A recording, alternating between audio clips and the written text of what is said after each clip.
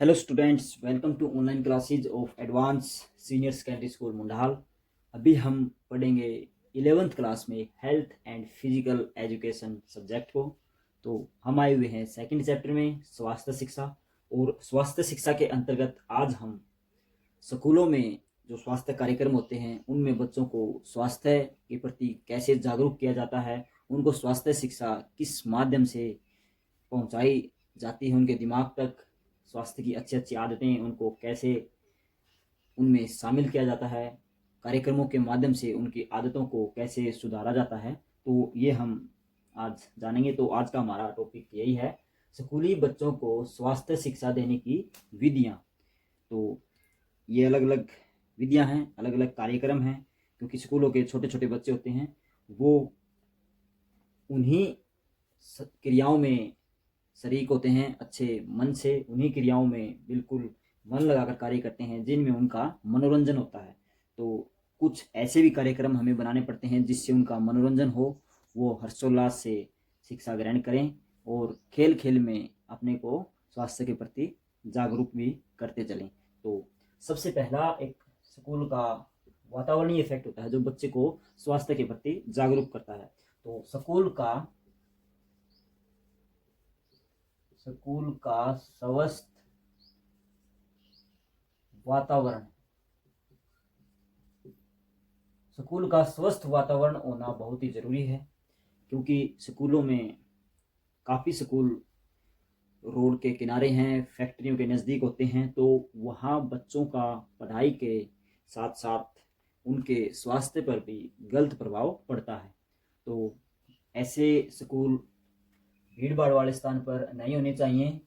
स्कूलों का वातावरण खुला, हरा भरा, एक अच्छा अनुकूल वातावरण होना चाहिए।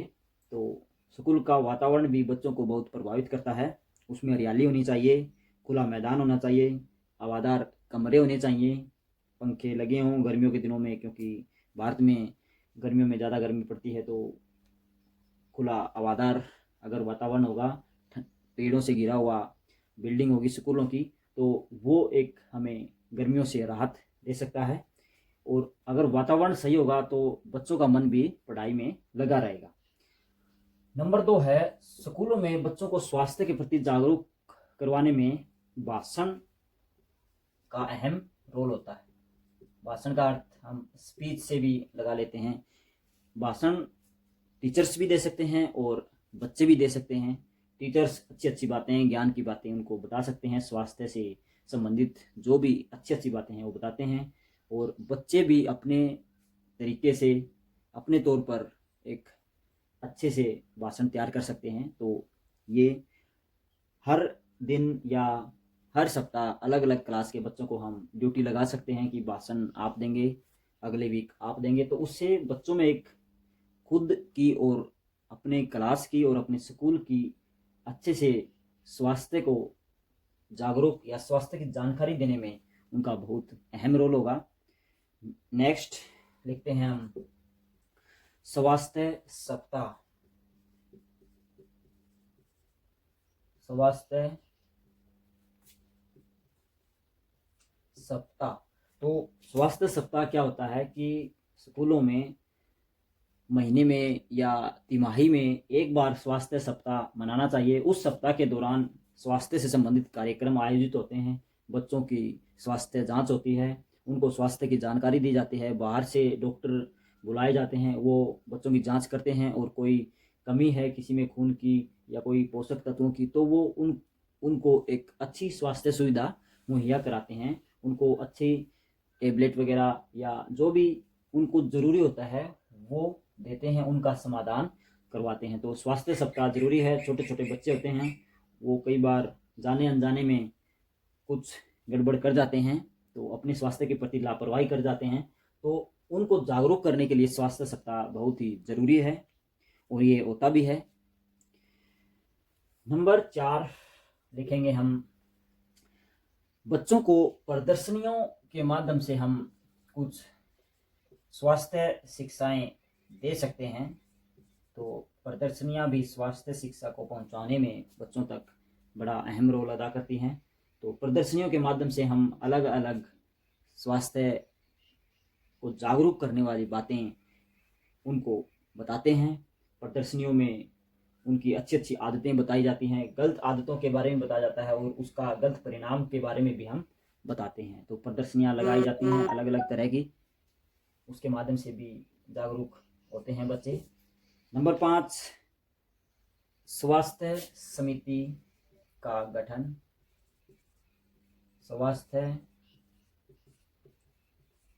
समिति का गठन। तो स्कूलों में बच्चों की अलग अलग क्लासों में या पूरे स्कूल की एक स्वास्थ्य समिति का गठन हम कर सकते हैं। उसके दौरान जो मुख्य मुख्य बच्चे होते हैं उनको अलग अलग पद दिए जाते हैं। तो स्वास्थ्य समिति का गठन वो अपनी क्लास के कुछ हिस्सों का या पूरी क्लास का या बड़ी समितियाँ पूरे स्कूल के स्वास्थ्य का निरीक्षण करती हैं। बच्चों की अच्छी अच्छी आदतें, खाने की आदतें, पानी पीने की आदतें, समय समय पर वो कहाँ बैठ रहे हैं, कहाँ खड़े हो रहे हैं, उनका निरीक्षण करते हैं। तो यह भी एक बच्चों में जागरूकता लाने का माध्यम है, स्वास्थ्य के प्रति सचेत रहने का यह एक कार्यक्रम है। तो स्वास्थ्य समिति का गठन भी बच्चों की रुचि को भी बढ़ाता है और उनके स्वास्थ्य को भी। 6 पॉइंट हम लिखेंगे, वाद विवाद प्रतियोगिता। वाद विवाद प्रतियोगिता। तो वाद विवाद प्रतियोगिता में भी बच्चे बढ़ चढ़कर भाग लेते हैं। स्वास्थ्य का कोई मुद्दा हम उनको देते हैं और उस पर वो वाद विवाद करते हैं। 4-4 बच्चों की या 5-5 बच्चों की क्लास में से टोलियां बना दी जाती हैं और वो किसी मुद्दे पर बहस करते हैं, वाद विवाद करते हैं और अंत में उसका नतीजा निकल कर आता है। इससे बच्चों में स्वास्थ्य के प्रति जागरूकता भी बढ़ेगी और स्वास्थ्य के प्रति ज्ञान भी बढ़ेगा। नंबर 7 हम लिखेंगे, चित्रात्मक पुस्तिकाएं। तो छोटे बच्चे होते हैं, यह उनके लिए बहुत ही अहम है। चित्रात्मक पुस्तिकाएं या हम कह सकते हैं पत्रिकाएं।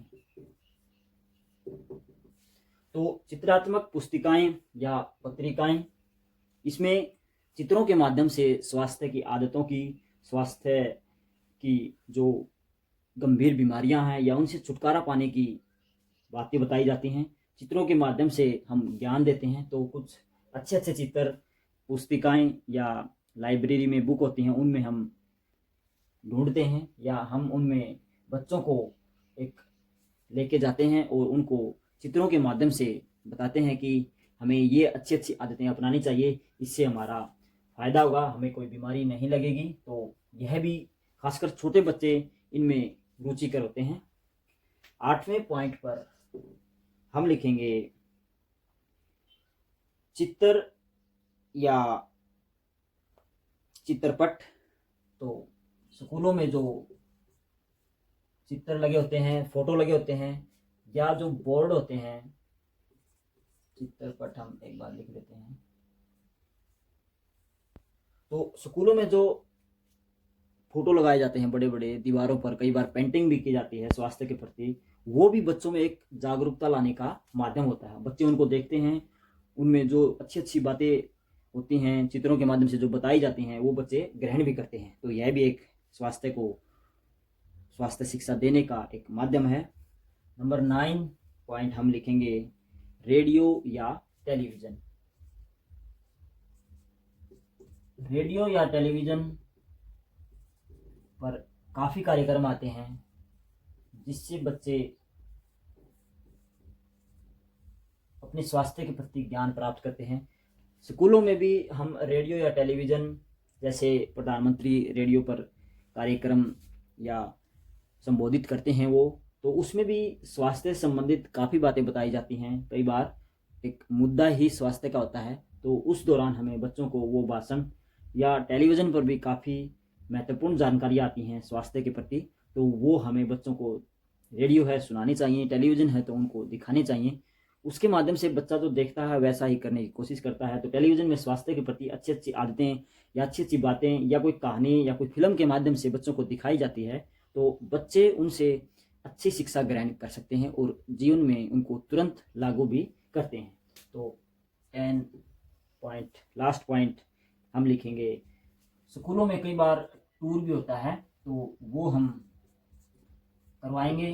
बच्चों को स्वास्थ्य स्थल पर लेकर जाएंगे, या जहाँ भी कोई स्वास्थ्य का बड़ा कार्यक्रम हो रहा है वहाँ उनको शरीक करेंगे, उनको शामिल करेंगे। तो उससे बच्चे का एक स्वास्थ्य के प्रति जो नज़रिया है वह बदलेगा। जो उसकी पुरानी आदतें थी जो स्वास्थ्य के प्रति सही नहीं थी वह उनको बदलेंगे, और जो अच्छी आदतें हैं, अच्छी बातें वहाँ भ्रमण के दौरान उसको ज्ञान मिला है उन बातों का, जो उसने वहाँ ग्रहण किया है वो अपनाने की कोशिश करेंगे। तो भ्रमण के माध्यम से हम बच्चों को स्वास्थ्य जगह या कोई बड़े हॉस्पिटल में, तो वहाँ उनका भ्रमण करवाएंगे। तो वहाँ बच्चे को अलग अलग जानकारी मिलेंगी कि यहाँ ये होता है, यहाँ टेस्ट होता है, तो काफ़ी रोगों के इलाज के बारे में भी जानकारी मिलेगी, और वो रोग क्यों हुए, उसने क्या गलती की कि वो रोग उसको लग गया। तो बच्चों को ऐसी जानकारियाँ मिलेंगी, गलत आदतें और उनके बुरे परिणामों के बारे में भी बच्चों को पता चलेगा। तो बच्चे निश्चित तौर पर उन बुरी आदतों को छोड़ देंगे। तो ये कुछ स्वास्थ्य के प्रति जो बच्चों को दिए जाने वाला ज्ञान है वो हमने कुछ माध्यम देखे आज। तो आज का टॉपिक यही था, स्कूली बच्चों को स्वास्थ्य शिक्षा देने की जो विधियां हैं, क्योंकि स्कूली बच्चों को स्वास्थ्य शिक्षा जरूर देनी चाहिए, उनको स्वास्थ्य का ज्ञान जरूर देना चाहिए, क्योंकि बच्चे ही बड़े होकर देश का भविष्य होते हैं, बच्चे ही एक स्वस्थ देश का निर्माण करते हैं। तो अगर हमारे देश में हर व्यक्ति स्वस्थ बनेगा तो निश्चित तौर पर हमारा देश प्रगति करेगा। तो यह एक बहुत ही अच्छा स्टेप है, पहल है कि हम बच्चों से ही स्वास्थ्य की जो क्रियाएं हैं वो सही करते जाएं, तो आगे चलकर हमें कोई परेशानी नहीं होगी। तो आप इन पॉइंटों को अच्छे से नोट करें, वीडियो को अच्छे से ध्यान से देखें और अच्छे से समझें। Thank you.